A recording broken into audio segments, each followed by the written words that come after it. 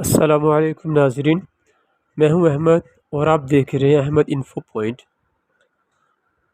آج کی نشست میں شیطان کا مکر و فریب اور اس کے جال ان لوگوں پر جو حکومت کے خواہش اور بادشاہت کے خواہش رکھتے ہیں۔ شیطان دشمن انسان نے بادشاہوں کے دل میں یہ مکر کا جال پھیلا دیا ہے کہ اللہ تعالیٰ تم کو محبوب رکھتا ہے، اگر یہ بات نہ ہوتی تو وہ تمہیں حاکم نہ بناتا اور نہ بندوں پر اپنا نائب کرتا۔ اس مکر کے جال سے اس طرح ہم آگاہ کرتے ہیں کہ اگر یہ لوگ حقیقت میں اس کے نائب ہیں تو اس کے قانون شریعت کے مطابق حکم کریں اور اس کی مرضی کی تلاش کریں تو البتہ وہ ان کو پسند کرے گا۔ رہا ظاہری سلطنت ہونا، تو ظاہر ہے کہ اللہ تعالیٰ نے سلطنت بکثرت ایسے لوگوں کو دی جن کو وہ قطعاً دشمن رکھتا تھا، اور بکثرت ایسے لوگوں کو دنیا میں سلطنت دی جن کی طرف رحمت کی نظر نہ فرمائے گا، جیسے نمرود اور فرعون وغیرہ۔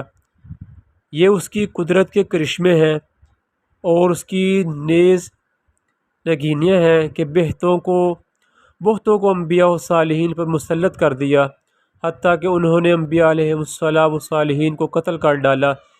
یہ سلطنت ان کے لیے باعث رحمت نہیں تھی بلکہ باعث زحمت اور باعث عذاب ثابت ہوئی۔ اعوذ باللہ من الشیطان الرجیم۔ شیطان دشمن انسان بادشاہوں اور حکام کے دل میں وسوسہ ڈالتا ہے کہ سلطان اور والی ملک کے لیے ہیبت درکار ہے، پھر اس کا طریقہ یہ نکالتا ہے اور عالموں کی صحبت کو اپنی شان کے خلاف سمجھتے ہیں بادشاہ اور حکماء، اور اس کا نتیجہ یہ نکلتا ہے کہ اپنی جہالت کی رائے پر عمل کرتے ہیں۔ پس جس نے محض ہیبت کے خیال سے خلاف شرع اپنا رعب اور دبدبہ بٹھایا، وہ شیطان کے جال میں پھنس گیا۔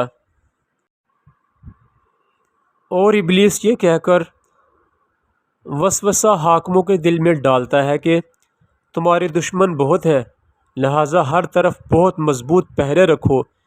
اس کا نتیجہ یہ ہوتا ہے کہ ضرورت مند اپنی حاجت پیش نہیں کر سکتے اور مظلوم کی داد رسی نہیں ہوتی۔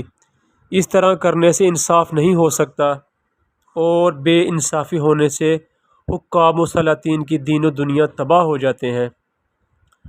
شیطان حاکموں اور بااختیار لوگوں کے دل میں یہ ڈالتا ہے کہ وہ کمزور رعایا سے زبردستی مال چھینے اور پھر اس میں سے کچھ خیرات کر دیں، تو اس خیرات کرنے سے جبر و غضب کا گناہ مٹ جائے گا۔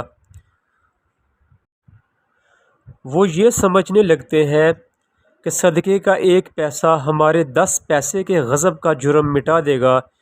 یہ خیال باطل اور محال ہے، کیونکہ زبردستی چھین لینے کا گناہ باقی ہے، اور رہا صدقہ کا پیسہ تو وہ غصب کے مال سے نہ تو قبول کیا جاتا ہے، اور اگر مال حلال سے تھا تو بھی غصب کا جرم معاف نہیں کرا سکتا۔ اس لیے فقیر کو دینا کچھ دوسرے مظلوم کا حق باقی رہنے کو نہیں روکتا، بلکہ فقہا کی جماعت نے کہا ہے غصب وغیرہ حرام مال سے صدقہ دے کر ثواب کی امید رکھنا کفر میں داخل ہے۔ اعوذ باللہ من الشیطان الرجیم۔ لہٰذا جاہلوں پر شیطان کا جال اور شیطان کا مکر و فریب بہت جلدی چل جاتا ہے۔ علامہ عبد الرحمن بن علی جوزی رحمہ اللہ علیہ کا قول ہے کہ سب سے بڑا دروازہ جس سے ابلیس لوگوں کے پاس آتا ہے وہ جہالت کا دروازہ ہے، پس جاہلوں کے ہاں وہ بے کھٹکے داخل ہوتا ہے۔ رہا عالم، اس کے یہاں سوائے چوری کے کس طرح نہیں آ سکتا۔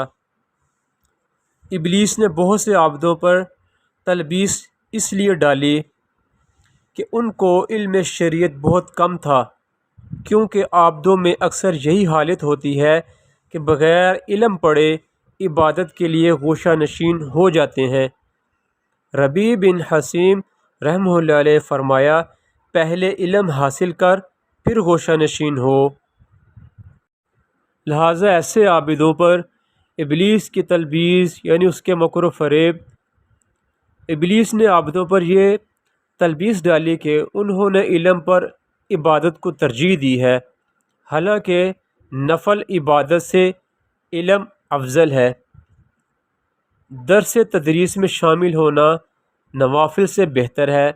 پس ابلیس نے ان کی رائے میں یہ جمایا کہ علم سے عمل مقصود ہے، اور عمل سے وہ یہی عمل سمجھے جو جوارح سے حاصل ہوتا ہے، اور یہ نہ جانا کہ علم بھی قلبی عمل ہے، اور قلبی عمل بنسبت ظاہری اعضاء کے افضل ہوتا ہے، بلکہ جوارح کا کوئی عمل بدون قلبی عمل یعنی نیت کے درست نہیں ہوتا۔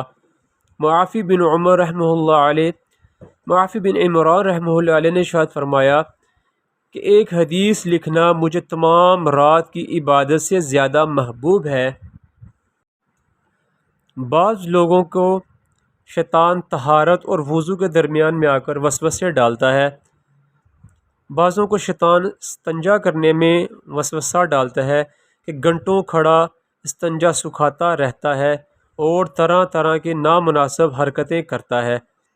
بعض کی یہ حالت ہے کہ ابلیس نے اس کو بہت پانی بہانا اچھا بتایا، حالانکہ سخت سے سخت مذہب کے موافق بھی عین نجاست دور کرنے کے لیے 60 ڈھیلے لینے یا 1 لوٹا پانی کافی ہے، جبکہ مخرج سے ادھر ادھر کچھ نہ لگا ہو تو پانی سے صاف کرنا بس کافی ہے۔ اس میں وسوسہ نہ کرنا چاہیے۔ بہت سا پانی خرچ کرنے میں 4 باتیں مکروہ جمع ہو جاتی ہیں۔ اول، پانی میں اسراف۔ دوم، وقت برباد کرنا۔ سوم، شریعت پر تعلی کرنا، کیونکہ شرع نے تھوڑے پانی کے استعمال کی تاکید فرمائی اور اس نے اس حکم کی تعمیل نہ کی۔ چہارم، شرع سے 3 بار دھونے سے زائد کو ظلم و تعدی ٹھہرایا تھا، تو یہ ممنوع میں اول ہی سے داخل ہوا۔ اکثر دیکھا گیا ہے کہ ایسے شخص نے وضو میں اتنا طول دیا کہ نماز کا وقت ہی فوت کر دیا، یا فضیلت کا وقت اول فوت کیا، یا جماعت کی نماز فوت ہو گئی۔ اعوذ باللہ من الشیطان الرجیم۔ حضرت عبداللہ بن عمر بن العاص رضی اللہ عنہ نے کہا کہ حضرت صلی اللہ علیہ وسلم کا گزر حضرت سعد رضی اللہ عنہ کی طرف ہوا۔ اس وقت وہ وضو کر رہے تھے۔ آپ صلی اللہ علیہ وسلم نے فرمایا، اے سعد، یہ کیا اسراف ہے؟ سعد رضی اللہ عنہ نے عرض کیا کہ کیا وضو کے پانی کا بھی اسراف ہوتا ہے؟ آپ صلی اللہ علیہ وسلم نے فرمایا، ہاں، اگرچہ تو بہتے دریا کے کنارے سے وضو کرے۔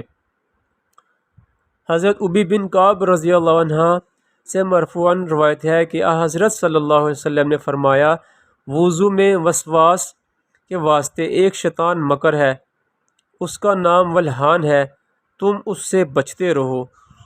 حضرت صلی اللہ علیہ وسلم نے فرمایا کہ تم لوگ پیشاب سے پرہیز کرو، تو اس کے معنی سمجھنے چاہیے، یعنی پرہیز کرنے کی حدیں معلوم ہے۔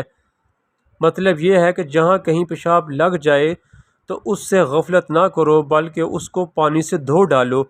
اور وسوسہ سے یہ ہے کہ آدمی پانی کے پیچھے لگ جائے اور یہاں تک بہاتا رہے کہ وقت نکل جائے، اور ایسی بےہودگی میں وقت گزار دے کہ شرع نے اس کا حکم نہیں دیا ہے۔ علماء اور عاقلین کے نزدیک خوبی یہ ہے کہ وقت کی حفاظت کی جائے اور عبادت میں پانی کے ساتھ تکلف نہ کیا جائے۔ وضو میں اعضاء 3 دفعہ سے زائد نہ دھوئے جائیں۔ اس کے بعد نمازیوں کے ساتھ شیطان کے مکر و فریب۔ ابلیس نے بہت سے نمازیوں پر حروف کے مخارج میں تلبیس ڈال دی، یعنی کہ ان کو مکر کے جال میں، ان کو فریب کے جال میں یا وسوسے کے جال میں ڈال دیا۔ اس کے بعد نمازیوں کے ساتھ شیطان نے یہ مکر ڈالا، ابلیس نے بہت سے نمازیوں پر حروف کے مخارج میں تلبیس ڈال دی۔ چنانچہ بعض کو دیکھو کہ وہ الحمد الحمد مکرر سے کر کہتا ہے، حتیٰ کہ اس کلمہ کے بار بار اور مکرر سے کر کہنے کی وجہ سے نماز کے ادب سے خارج ہو جاتا ہے۔ اور کبھی ابلیس تشدید ٹھیک نکالنے میں تلبیس ڈالتا ہے، اور کبھی غیر المغضوبی کے ضاد نکالنے میں تلبیس کرتا ہے، کہتا ہے حالانکہ مراد تو حروف کو صحیح نکالنا ہوتا ہے، لیکن ابلیس ان لوگوں کو ایسی زائد فضولیات کی طرف اس لیے لے جاتا ہے کہ تلاوت کے معانی کی فکر سے ہٹ جائیں اور فضول مبالغات میں پڑ جائیں۔ صحیح مسلم میں ہے کہ عثمان بن ابی العاص رضی اللہ عنہ نے عرض کیا، یا رسول اللہ صلی اللہ علیہ وسلم، میری نماز و قرات اور میرے درمیان شیطان نے حائل ہو کر تلبیس ڈالنی شروع کی۔ حضرت نے فرمایا، اس شیطان کا نام حنظب ہے، جب تجھے ایسا معلوم ہو تو اس سے اللہ تعالیٰ کی پناہ مانگنا اور بائیں طرف 3 مرتبہ تھتکار دینا۔ میں نے یہی کیا تو اللہ تعالیٰ نے اس کو مجھ سے دور کر دیا۔ بہت سے عابدوں پر ابلیس نے یہ مکر ڈالا کہ رات میں بہت دیر تک بلکہ تمام رات نفل عبادت میں رہتے ہیں اور رات میں جاگتے جاگتے صبح کے قریب سو جاتے ہیں، تو نماز فجر بھی جاتی رہتی ہے جو فرض ہے، یا وہ بے وقت اٹھا تو ضروریات سے فراغت کرنے میں جماعت جاتی رہتی ہے، یا صبح کو بہت سست اٹھتا ہے تو اپنی آل اور اولاد کے واسطے معاش حاصل کرنے کے قابل نہیں رہتا۔ اعوذ باللہ من الشیطان الرجیم۔ حضرت صلی اللہ علیہ وسلم نے اپنے ایک صحابی سے جو رات رات بھر نفل عبادت کرتے تھے فرمایا کہ تیرے بدن کا بھی تجھ پر حق ہے، تو نماز بھی پڑھ اور سونے کے وقت نیند بھی کر، اور فرماتے تھے کہ تم پر اوس طریقہ لازم ہے۔ انس بن مالک رضی اللہ عنہ نے کہا کہ رسول اللہ صلی اللہ علیہ وسلم مسجد میں داخل ہوئے تو دیکھا کہ ایک رسی بندھی ہوئی لٹکتی ہے۔ فرمایا کہ یہ کیا چیز ہے؟ عرض کیا گیا، یہ زینب رضی اللہ عنہ کی رسی ہے۔ جب وہ نماز پڑھتے پڑھتے تھک جاتی ہیں یا اونگ آ جاتی ہے تو یہ رسی تھام لیتی ہیں، تو فرمایا کہ اس کو کھول دو۔ پھر فرمایا کہ جب تک تم میں سے آدمی چاقو چوبند رہے تب تک نماز پڑھے، جب اس کو تھکان یا سستی آئے تو باز رہے۔ چنانچہ ام المؤمنین حضرت عائشہ رضی اللہ عنہا نے روایت کی کہ جب تم میں سے کوئی اونگنے تو سو رہے، جب تم میں سے کوئی اونگے تو سو رہے، یہاں تک کہ اس کی نیند جاتی رہے، کیونکہ جب وہ اونگتے ہوئے نماز پڑھے گا تو غلطی کرنے کا امکان ہے کہ قصد تو کرے استغفار کا اور لگے اپنے آپ کو برا بھلا کہنے۔